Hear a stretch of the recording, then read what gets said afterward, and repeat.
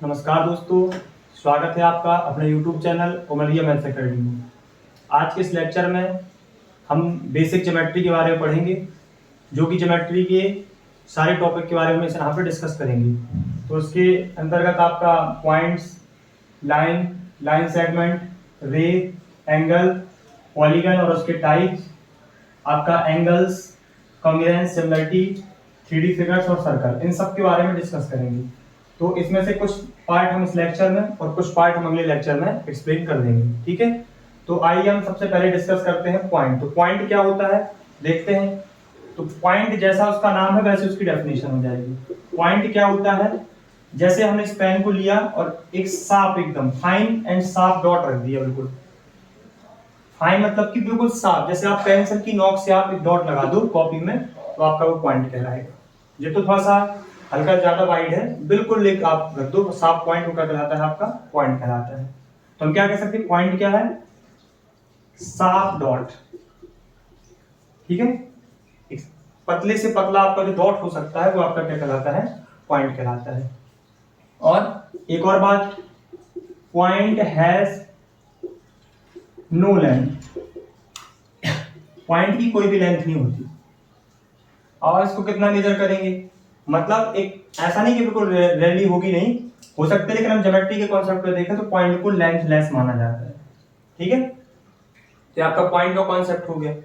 अब पॉइंट जैसा कि आपका बायोलॉजी के कॉन्सेप्ट में सेल काम करता है, वैसे ज्योमेट्री में पॉइंट काम करता है, क्योंकि सब कुछ पॉइंट से मिलकर बना है।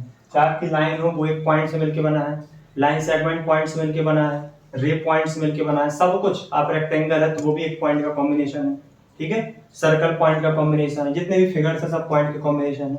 तो पॉइंट एक तरीके से सेल की तरह काम करता है, ठीक है। तो आइए हम देखते हैं अब लाइन के बारे में, देखते हैं लाइन क्या होती है, ठीक है। फिर इसके देखिए तो अब क्या होता है लाइन के बारे में। लाइन, यदि आप इनफाइनाइट नंबर ऑफ पॉइंट्स को आप अरेंज कर दो, सेट कर दो, कैसे, स्ट्रेट फॉर्म में,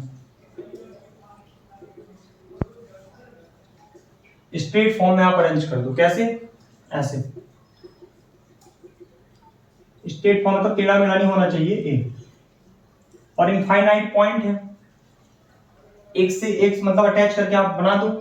इनफाइनाइट पॉइंट है तो इनफाइनाइट लेंथ इस तरफ होगी और इनफाइनाइट लेंथ इस तरफ होगी। तो हम क्या कह सकते हैं कि arrangement of points in straight form. और कैसे पॉइंट्स, इनफाइनाइट पॉइंट्स, है ना, उनकी कोई लिमिट नहीं है। तो इस लेंथ की भी कोई मतलब, इसकी जो लेंथ होगी आपकी लाइन की, उसकी कोई भी लिमिट नहीं होगी। तो आप थोड़ा सा और समझिए, लाइन पॉइंट का एक ऐसा सेटअप है जिसमें इनफाइनाइट नंबर ऑफ पॉइंट्स एक स्ट्रेट फॉर्म में अरेंज होते हैं और लाइन की कोई भी लिमिट नहीं होती है, मतलब लाइन की कोई भी लेंथ नहीं होती। मतलब आप इस तरफ भी एरो लगा देखेंगे आप लाइन में, और इस तरफ भी एरो लगा देखेंगे। मान लो यदि आपका कोई भी, आपकी एक लाइन ए बी लिखी है तो आप ए बी के ऊपर ऐसा सिंबल बनाएंगे ए। तो ये क्या दिखाता है कि आपकी ए बी क्या है, एक लाइन है। और लाइन दोनों तरफ से एंडलेस होती है, दोनों साइड से क्या होती है, एंडलेस, मतलब कभी भी इसका अंत नहीं होता है, चाहे आप इस तरफ चले जाइए और चाहे आप इस तरफ चले जाइए, ठीक है। ये आपका लाइन का कॉन्सेप्ट हो गया। अब हम इसके बाद आते हैं लाइन सेगमेंट। तो लाइन सेगमेंट क्या है, जैसा कि आप लाइन सेगमेंट लाइन से ही निकल के आइए, देखिए आप लाइन और लाइन सेगमेंट को ध्यान से देखिए, लाइन और लाइन सेगमेंट। तो सेगमेंट का मतलब होता है टुकड़ा, एक छोटा सा पार्ट। तो एक लाइन है जो कि इनफाइनाइट है, उसका आप छोटा सा एक टुकड़ा निकाल लीजिए। आप टुकड़ा निकालेंगे तो कुछ ना कुछ उसकी लेंथ होगी कि कितना टुकड़ा निकालना। जैसे हम आपसे कहें कि इनफाइनाइट लेंथ का आपका एक पेपर है, उसमें से आप कुछ टुकड़ा निकालिए, आप पूछेंगे कि कितना निकालना है कि नहीं। ऐसी लाइन सेगमेंट है।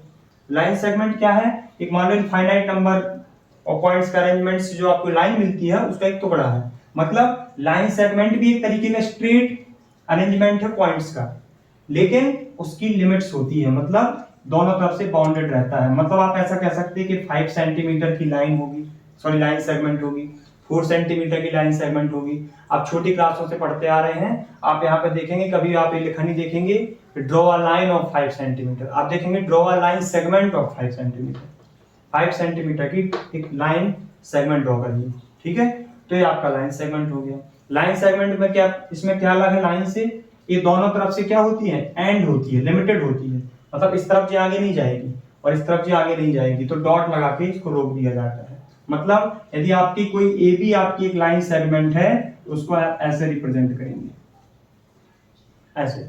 और ए बी में आपने क्या किया था, दोनों तरफ से एरो लगाए थे, भैया आप इस तरफ भी कहीं जा रहे हो और इस तरफ भी कहीं जा रहे हो।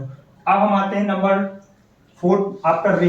रे क्या है, जो रे को आप देखते हैं, रे, तो रे को आप सनलाइट से समझिए। जैसे मान लीजिए सन है, सन से निकलने वाली जो रे आती है उसको हम रे क्यों कहते हैं, देखिए ओरिजिन पॉइंट तो उसका सन है, तो आने वाला पॉइंट है वो तो सन है ना, जहां से वो आ रही है, लेकिन जाने की कोई लिमिटेशन नहीं है, चली आ रही है वो। जैसे आपका मान लो आप, जैसे आप लाइट को देखिए, जब तक आप उसके बीच में कोई भी पार्ट नहीं लाएंगे तब वो चलती जाएगी, है ना। मतलब हम कह सकते हैं कि रे का एक ओरिजिन, एक फिक्स पॉइंट होता है जहां से वो ओरिजिनेट हुई है, लेकिन उसका एक एंड कैसा रहता है, एंडलेस रहता है, मतलब चाहे जहां तक चली जाए, इनफाइनाइट लेंथ तक चली जाएगी। मतलब क्या कह सकते हैं हम कि रे एक ऐसा अरेंजमेंट है पॉइंट्स का जिसमें स्ट्रेट फॉर्म में तो होता है, लेकिन एक तरफ से वो एंड होता है और एक तरफ से एंडलेस होता है। मतलब एक तरफ से वो फिक्स्ड होगा और एक तरफ से एंडलेस होगा। और मान लो आपकी कोई रे है ए बी, उसको आप कैसे रिप्रेजेंट करेंगे, ऐसे, जी आपकी रे हो गई। तो अब लाइन सेगमेंट, लाइन और रे में क्या डिफरेंस है, तो आप इसको लिखने के तरीके से आप समझिए। ए बी यदि आपकी लाइन है तो हम ऐसे लिखेंगे, दोनों तरफ से एंडलेस है। ए बी यदि आपकी लाइन सेगमेंट है तो उसको ऐसे लिखेंगे, दोनों तरफ से क्या है, एंड है उसका, लिमिटेड है। और यदि आपकी रे आपकी एक ऐसे लिखी जाएगी, मतलब एक तरफ डॉट है, मतलब एक तरफ से बाउंडेड है, एक तरफ से अनबाउंडेड है, जी आपका रे हो गया। तो आपको समझ में आ गया होगा पॉइंट, लाइन, लाइन सेगमेंट और रे के बारे में। अब हम आते हैं एंगल के बारे में। तो एंगल क्या होता है, ये सब बेसिक चीजें हैं, जैसे हमें पता सब कुछ होता है, हम 30 डिग्री, 40 डिग्री, 90 डिग्री सब जानते हैं। कोई आपसे पूछ रहे हो व्हाट इज एंगल, तो पता नहीं चलता हमको, है ना। तो देखिए अब एंगल क्या होता है। मान लो आपकी एक रे है, रे आप समझ लीजिए एक रे है, ठीक है, पॉइंट ओ है इसका और यहाँ पे ए है, तो इस रे का नाम हमने दे दिया ओ ए। अब ओ ए रे आपकी ऐसे थी, इसने कुछ टाइम के बाद स्वेप्ट कर दिया। स्वेप्ट करना मतलब ऐसे सरक गई वो इस तरफ, तो यहां जब वो सरक के चली गई तो मान लो इसका दूसरा नाम पड़ गया ओ बी, मान लो वो इसका नाम यहां जाने से बदल गया, ठीक है। तो ओ ए रे ने क्या किया, मान लो एक ओ ए है, वो यहां से स्वेप्ट हो गई, स्वेप्ट मतलब सरक गई वो ऐसे, आपने उसको ऐसे किया जैसे सुई का वो घड़ी का कांटा होता ना वैसे। तो यहां पे कितना उसने डिस्प्लेस किया, कितना उसने डिस्प्लेस कर लिया, वो आपका एंगल कहलाता है। इस सिंपल लैंग्वेज में बिल्कुल, या आप ऐसे समझिए एंगल होता क्या है। तो एंगल कोई भी दो अलग अलग रे, कोई भी दो डिफरेंट रे जिनका इनिशियल पॉइंट सेम हो, इनिशियल पॉइंट मतलब जहां से वो निकली है वो सेम हो, कॉमन इनिशियल पॉइंट हो, और उनके बीच का जो गैप है, डिस्प्लेसमेंट, वो आपका एंगल कहलाता है, ठीक है। तो एंगल क्या है, angle is the place between two rays which have common initial point, ठीक है। अब मान लो जरूरी नहीं कि ऐसे हो, मान लो एक पॉइंट आपका पॉइंट ओ ए है, आप लो एक रे आपकी ए आ रही और एक रे आपकी ए आ रही, तो आपका ये फिर एंगल हो जाएगा। जरूरी नहीं कि एंगल ऐसे ही दिखे, एंगल कई वैरायटी के होते हैं, है कि नहीं। तो यदि आप, इसकी कंडीशन क्या है, उन दो रे के बीच में एंगल बनेगा जिनका इनिशियल पॉइंट कॉमन हो। मतलब यदि आपका पॉइंट ओ, मतलब आपकी रे है एक आपकी ओ बी, ओ ए, और आपकी कोई रे है आपकी पॉइंट पी से पी बी, अब आप कहो किसके बीच में एंगल बना, तो कभी नहीं बनेंगे क्योंकि इनका कॉमन इनिशियल पॉइंट है ही नहीं, ठीक है। तो आप समझ गए होंगे कि रे एंगल क्या होता है। एकदम सिंपल लैंग्वेज में हमें रटना नहीं है, प्योर डेफिनेशन नहीं रटना, समझना है कि एंगल होता क्या है। जब आपकी कोई रे और कोई दूसरी रे जिनका इनिशियल पॉइंट कॉमन हो, उसके बीच का जो स्वेप्ट जगह होती है, डिस्प्लेसमेंट होता है, वो आपका एंगल कहलाता है, ठीक है। अब हम एंगल्स में तो आ गए, अब एंगल्स के टाइप्स देखते हैं कि एंगल किस किस वैरायटी के हो सकते हैं। तो आइए देखते हैं एंगल के कितने टाइप्स होते हैं। एकदम सिंपल आप समझिए इसको, एंगल के टाइप्स देखते हैं। तो पहला टाइप्स आपका देखिए, पहली कंडीशन तो क्या है, आपने दो रे ली है ना, ओ ए और ओ बी, इसी से हम पूरा टाइप समझ लेंगे। मान लो आपकी रे OA है, अब जो दूसरा आपका जो रे है OB, मान लो इसी के ऊपर रखा हुआ है, इसी के ऊपर ऐसा रखा एकदम कि दिख तक नहीं रहा, मान लो यहाँ पे हम B लिख दे, दिख जाए कि B भी है इसमें, समझ गए। OA OB के जस्ट ऊपर रखा है, मतलब ऐसे कहीं नहीं उसने स्वैप्ट किया कुछ भी अभी, ऐसे, तो क्या कहलाएगा वो, इस एंगल को कहते हैं 0 डिग्री। अब डिग्री क्या है इसको थोड़ा समझिए, यहाँ पे भूल गए। एंगल का जो यूनिट होता है, एंगल को मेजर करते हैं, मान लो 10 है तो 10 के पीछे क्या लगाएंगे, जैसे डिग्री होती है, यूनिट्स होती है ना, जैसे लेंथ की मीटर, तो ऐसे इसकी होती है डिग्री। एंगल की यूनिट क्या होती है, डिग्री, और एक होती है रेडियन। ये मेन दो यूनिट्स हैं डिग्री की, उसकी इसके एंगल की, डिग्री और रेडियन, ठीक है। इनके बारे में डिटेल से पढ़ेंगे बाद में। यहाँ पे आप समझ लीजिए कि डिग्री क्या है, इसकी यूनिट्स है एंगल की। जैसे मान लो 30 डिग्री, आपकी 60 डिग्री, और टोटल 360 डिग्री होती है। कैसे, मान लो कि आपकी कोई रे यहां से लेके स्वैप्ट करके पूरा यहाँ के यहाँ आ गई बिल्कुल, तो मतलब उसका जो एंगल होगा वो कितना घूम के आई है, कितना डिस्प्लेस लेके आई है पूरा, वो कहलाता है 360, ठीक है। तो अब कोई आपसे पूछे कि व्हाट इज 1 डिग्री, तो भैया आपकी जो रेज है वो घूम के जो आई है पूरा, उसका 1/360 पार्ट, 1/360 पार्ट क्या कहलाएगा, 1 डिग्री कहलाएगा। भैया 360 टोटल है, उसका एक पार्ट आपका 1 डिग्री कहलाएगा, समझ गए। रेडियन क्या है, डिग्री का उल्टा होता है रेडियन। जैसे आपसे कोई पूछे कि 1 डिग्री में कितने रेडियन होते हैं, तो ये सब हमसे निकालते आना चाहिए, तो उसको तो बता दे रहे। रेडियन में ऐसा होता है थोड़ा सा, रेडियन पाई के फॉर्म में चलता है, तो रेडियन में कंप्लीट को 2 पाई कहा जाता है, कंप्लीट को 2 पाई कहा जाता है, पूरे को, एक राउंड को पूरे को हम डिग्री के फॉर्म में क्या कहते हैं, 360 डिग्री, और रेडियन में हम 2 पाई कहते हैं। मतलब हम ऐसा कह सकते हैं क्या कि 2 पाई 360 के इक्वल होता है, ऐसा कह सकते हैं ना। तो पाई किसके इक्वल होगा, 360 डिवाइडेड बाई 2, यानी कि 180 डिग्री के, मतलब ये निकल आया। और पाई जो है, पर 2 पाई रेडियन, समझ गए ना, रेडियन यूनिट लगी रहती है इसके पीछे, और इसके पीछे डिग्री लगी है। अब आप यहाँ पे समझिए, हम यहाँ पे लिखते हैं पाई रेडियन, मतलब पाई रेडियन 180 डिग्री के बराबर होता है। तो 1 रेडियन किसके बराबर हो जाएगा, 180 अपॉन पाई डिग्री के बराबर हो जाएगा। 1 रेडियन किसके इक्वल हो जाएगा, 180 अपॉन पाई डिग्री के बराबर हो जाएगा, समझ गए। यहाँ पे वैसे यदि आपको यहाँ पे दिखना ना हो तो आप यहाँ से देख लीजिए, 1 डिग्री किसके इक्वल होता है, 1 रेडियन 180 अपॉन पाई डिग्री। अब इससे आप कन्वर्ट भी कर सकते हैं। कैसे कन्वर्ट कर सकते हैं, मान लीजिए आपको कुछ वैल्यू दे दें, मालूम आपको दे दें 30 रेडियन, तो क्या हो जाएगा, यहाँ पर रख दीजिए आप वैल्यू 180 अपॉन पाई इंटू 30, तो निकल आएगा डिग्री में, पूरा सॉल्व हो जाएगा। मतलब समझ गए ना। मान लो आपको कहते हैं 60 डिग्री को आप कन्वर्ट करो, या मान लो उल्टा हम आपसे पूछे कि 1 डिग्री में कितने रेडियन होते हैं, तो इसको उल्टा कर दो, यहाँ 1 बनाना है। तो देखो 1 रेडियन इक्वल टू होता है आपका 180 अपॉन पाई डिग्री।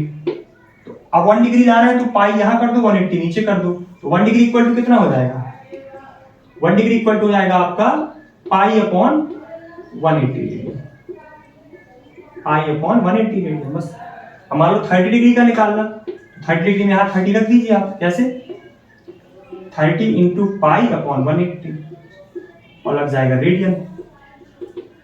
तो 36 जब, मतलब 30 को पाई बाई 6 कहते हैं रेडियन के फॉर्म में। ये आपका डिग्री और रेडियन का रिलेशन हो गया, ठीक है। तो बेसिक जो यूनिट्स होती हैं एंगल की, वो 2 होती हैं, आपकी रेडियन और आपकी डिग्री।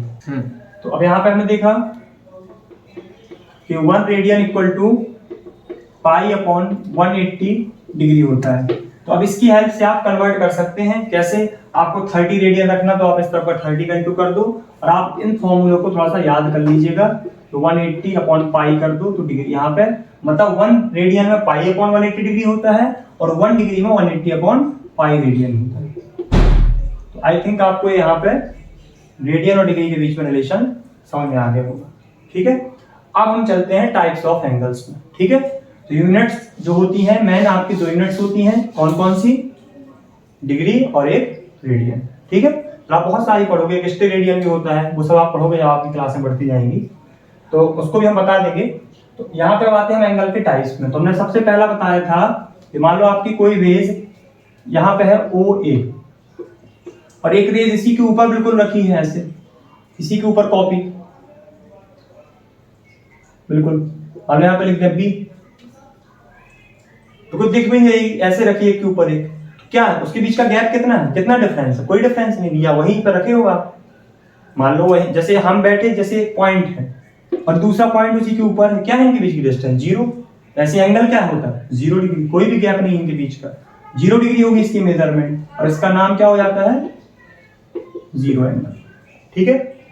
अब दूसरा मान लो आपकी ये OA है, OA, अब आपकी बी थोड़ा सा घूमना स्टार्ट करती है, बी आपकी थोड़ा सा उसने जगह अपनी चेंज की। यहाँ पे थोड़ा सा याद रखिएगा, OA है जो आपका, उसमें आप क्या कह देंगे इनिशियल रे, OA का नाम क्या होगा इनिशियल, और इसका नाम होता है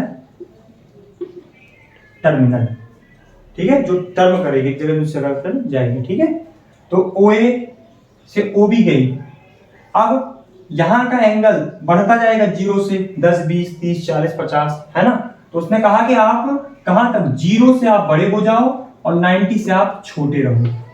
तो इस वाले एंगल का यदि एंगल की मेजरमेंट इसके बीच में है, 0 से बड़ी और 90 से छोटी, तो उसको उसने क्या कह दिया, उसको कह दिया एक्यूट एंगल।